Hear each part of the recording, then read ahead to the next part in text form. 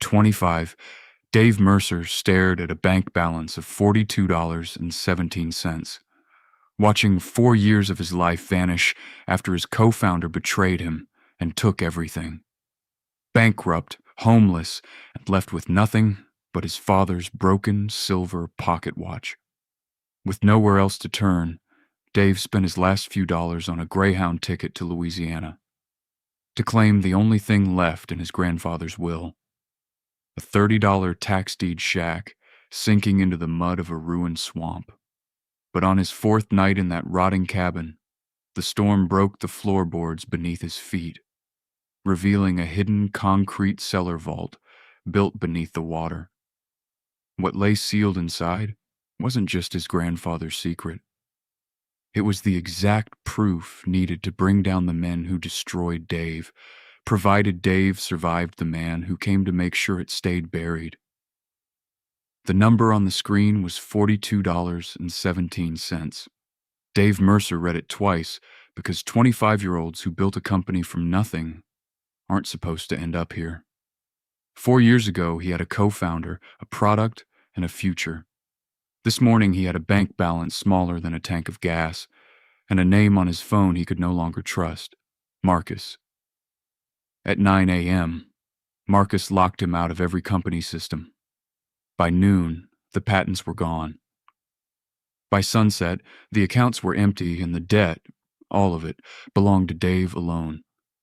He sat in a coffee shop that wasn't his anymore, in a city he could no longer afford, staring at a laptop full of a life that no longer existed.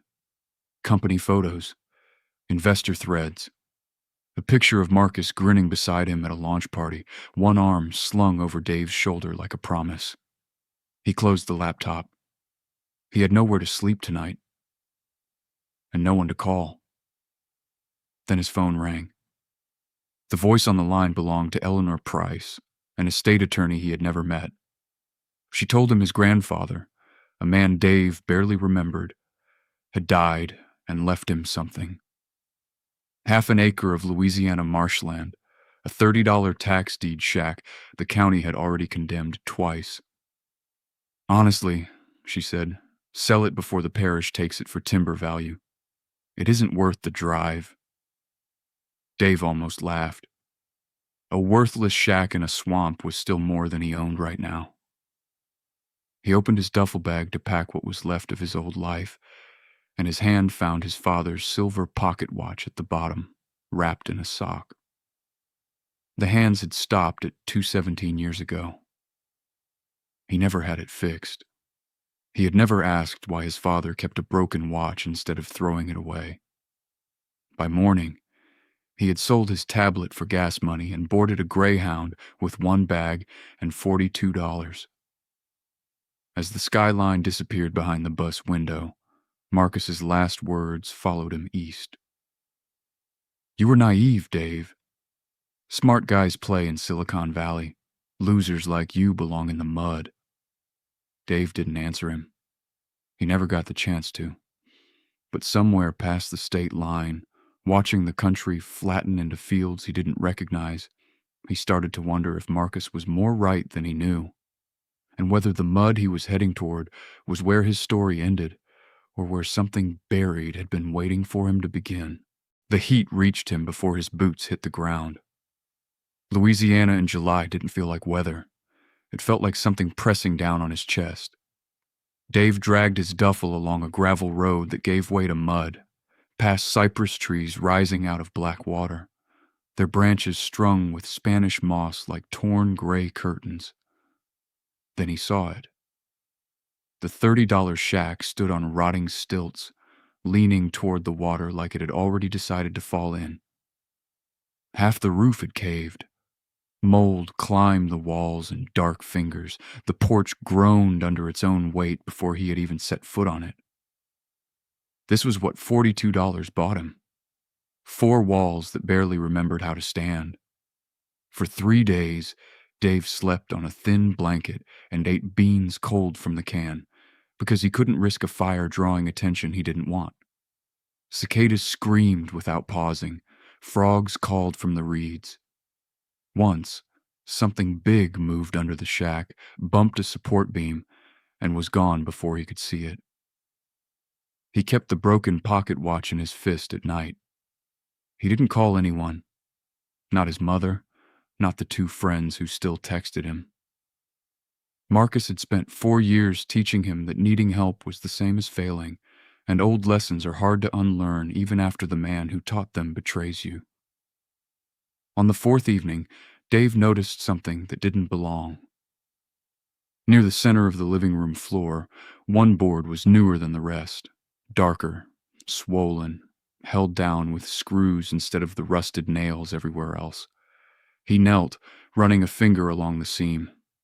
He almost pried it up, then stopped himself. Maybe it was just old repair work. Maybe there was nothing under it but more mud. He left it alone and went back to his blanket, telling himself he came here to disappear, not to go looking for more trouble. That night, the sky disagreed.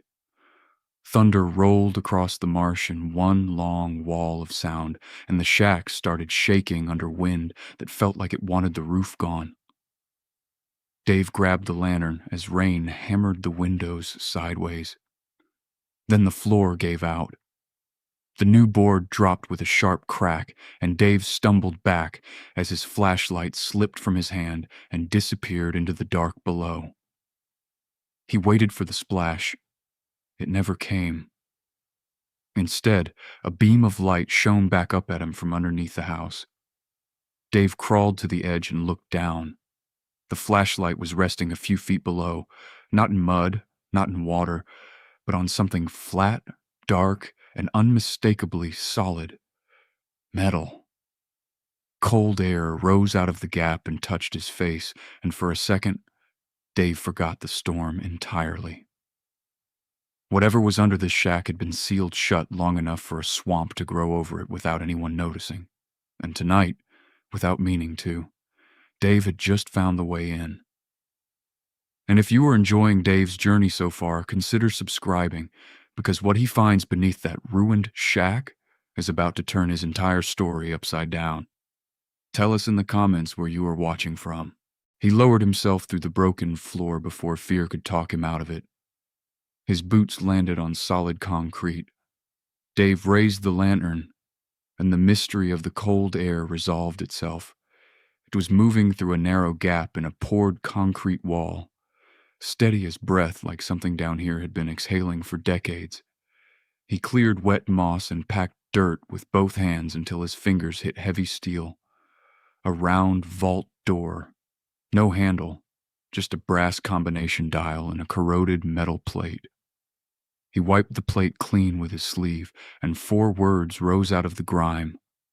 Gold rots the soul. Underneath, scratched by hand rather than stamped, sat a second line. Take only what you are willing to pay for in blood. Dave stepped back. That wasn't a warning meant for a stranger who might stumble in. That was a warning meant for someone specific. Below the plate, 4 dates were stamped into the steel. And Dave had seen those exact years before, printed beside stories about bank collapses tucked inside the cigar boxes his grandfather had left behind. He climbed back upstairs, fetched the old clippings, and spread them across the floor. One photograph stopped him cold. A federal hearing, and in the background, unmistakably, his grandfather standing where only official staff were allowed. Nobody in the family had ever mentioned this. Dave went back down and entered the years into the dial. On the second try, something inside the wall answered, a heavy click, then another, as massive bolts slid free inside the concrete. The door gave 3 inches, and cold air rushed out. He pulled it open. No gold, no cash, just records. Rows of steel shelving, hundreds of bound ledgers, storage drives in metal cases, and microfilm stacked in careful, deliberate order. Someone hadn't dumped this here. Someone had built a vault for it. Dave pulled a ledger and opened it. Dates, company names, account numbers, transfers moving between firms that still existed today. Then he saw a name that stopped the breath in his chest. The parent company that financed Marcus. This wasn't just his grandfather's secret. It was connected to the man who had destroyed his life 3,000 miles away. He kept reading. A handwritten line sat beneath one column of transfers, in ink gone brown with age. If they ever come for this, they will begin with the people closest to the evidence. Dave lowered the ledger slowly. His grandfather hadn't vanished from the family's stories by accident. He had made a deliberate choice. That's when he saw the light. A small red indicator, blinking on one of the modern drives, newer than everything around it by decades. Someone had accessed this vault far more recently than the dust would suggest. A label was taped beneath the light. Dave, File 04. His hand hovered over it. Above him, a floorboard creaked. Dave killed the lantern. Another footstep, then another. Slow and unhurried, moving across the porch, like a man who already knew exactly where to find him. Dave didn't move. He didn't breathe louder than he had to. A voice found him anyway. Mr. Mercer. Calm, almost warm. The kind of voice used to being obeyed without needing to raise itself. Dave said nothing. Above him, a man stepped through the broken doorway, mid-40s, dressed for a boardroom rather than a swamp, carrying a leather briefcase instead of a weapon. Somehow, the briefcase was worse. Grant Holloway, the man said smoothly. I represent the investment group tied to your former partner. He looked around the ruined shack the way a man inspects a property he's already decided to buy. You've had a difficult month. Dave stayed in the dark below, listening. Grant set an envelope on the porch table. I can make that month disappear. Inside sat a cashier's check for $500,000. Dave stared at the number until it stopped looking real. $500,000 was an apartment, a lawyer, and food without doing math in his head first. It was every version of his old life handed back to him. Sign the property rights over, Grant said softly. Walk away. Nobody needs to know what you found down there. Dave's eyes cut toward the open vault door. That sentence told him something Grant shouldn't know. He said found. He said down there. Nobody had told this man where Dave was standing, which meant someone already knew about the vault before Dave ever pried up that floorboard. Grant stepped closer to the broken edge of the floor. Your grandfather understood that some things are better left buried. The old shame climbed up Dave's throat, the one Marcus had planted there. You belong in the mud. Now a stranger was offering him $500,000 to make sure he never climbed out of it. For one long second, Dave imagined signing. It would be so easy. Then his fingers found the pocket watch, frozen at 2:17, and he didn't know why that stopped him. It just did. Dave looked at the check one more time. The money would rebuild his life, but the truth in the room behind him could burn down whoever built theirs on top of his grandfather's silence. He reached for the check. Grant's mouth started to curve into relief. Dave picked up the pen instead and turned, deliberately, back toward the vault. Behind him, in the dark, the modern drive started blinking on its own. File 04 had begun playing. Dave tore the check in half before Grant could say another word. The pieces landed on the warped porch boards. Grant's calm expression cracked at the edges, like a man watching a sure thing slip sideways. Dave climbed back down into the vault, the broken watch still in his fist, and let File 04 finish loading. There was no boardroom recording. No confession from Marcus. Just a voice Dave hadn't heard in over a decade filling the concrete room.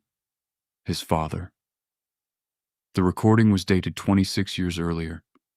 His father's voice explained that Dave's grandfather had built this vault after discovering powerful people wanted these records erased. But the vault was never built to make the family rich. It was built to protect a promise. His father had sworn that the evidence would stay sealed until Dave was old enough to understand what it meant to hold it. Then came the line that broke something open in Dave's chest. I never wanted to leave you a secret. I wanted to leave you a choice. The worthless piece of Louisiana land nobody wanted. The shack, the deed, the strange years stamped into the vault door. All of it had been arranged so that the truth would remain hidden until Dave was finally old enough to understand what it meant. Not before. Dave sank onto the concrete floor. He had spent his whole life believing his father left him a broken watch because there was nothing better to give. Now, sitting in a vault that shouldn't exist, he understood it differently. He opened the case on the back. Engraved in small, worn letters was a line he had never noticed before. Time cannot restore what pride destroys, but it can give you another chance to choose. His deepest wound was never the bankruptcy. It was believing that asking for help made him smaller. His father had known that. Above him, Grant called his name again. Sharper this time. Dave climbed the steps back into the daylight, carrying the ledgers in a storage case instead of signing them away. Grant watched him do it and said nothing. There was nothing left to offer. Dave looked out across the black water, and for the first time since $42.17 flashed on a screen in California, he didn't see a ruined man. He saw someone standing at the start of something. 6 months later, the swamp woke up under a clear sky, and the shack was still standing, patched, sturdy, and resting on restored beams. Dave sat on the porch with a cup of coffee when a young man came up the gravel road carrying a worn duffel bag, moving like every step cost him something. Dave knew that look. He used to see it in mirrors. He didn't ask what happened. He just pulled out a second chair. Inside, on the table, the pocket watch sat open where Dave had left it. For years its hands had stayed locked at 2:17. Now they moved. Tick, tick, tick. The vault below was sealed again, not to hide the truth this time, but to protect it until it could be used the right way. The records were safe, and the people who had built fortunes on his grandfather's silence could no longer count on it. Dave never got his company back, nor those 4 lost years, but he got something Marcus could never take from him. The $30 shack had given him shelter. The vault had given him the truth. But the choice he made on a rotten porch with a torn check at his feet had given him himself back. If this story gave you hope, tell us in the comments what second chance you would choose. Subscribe, turn on notifications, and share this with someone who needs to hear that starting over isn't the same as starting worthless.